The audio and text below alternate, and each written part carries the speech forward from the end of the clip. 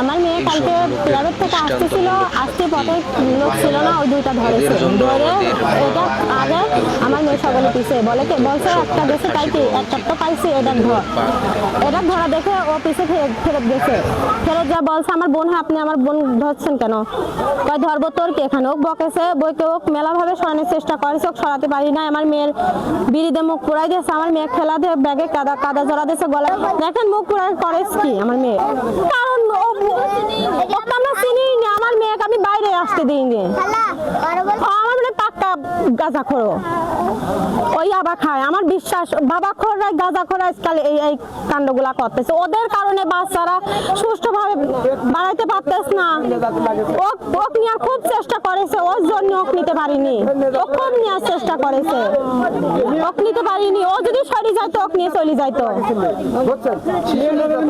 নিয়ে ওক যাইকে ওর জন্য নিতে পারিনি। খালি আপনারাও সুষ্ঠু বিচার করবেন, আমরাও বিচার চক্রের পথ দেখতে চাই। ও কেন আমার মেয়ের এই মুখের পোড়া দেখতে আমার মেয়ের উঠবে?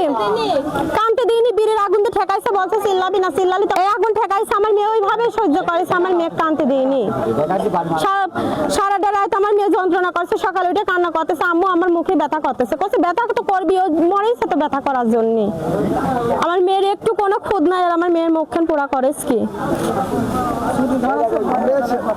আমার মেয়ে কাল কথাই বলতে পারতেছে না বাড়িতে এসে। আসলে গতকালকে আমার মেয়ে 4টার দিকে এই পাশে মসজিদের পিছনে এক বাড়িতে আমার মেয়ে মাসুম বাচ্চা মেয়ে প্রাইভেট পড়ে।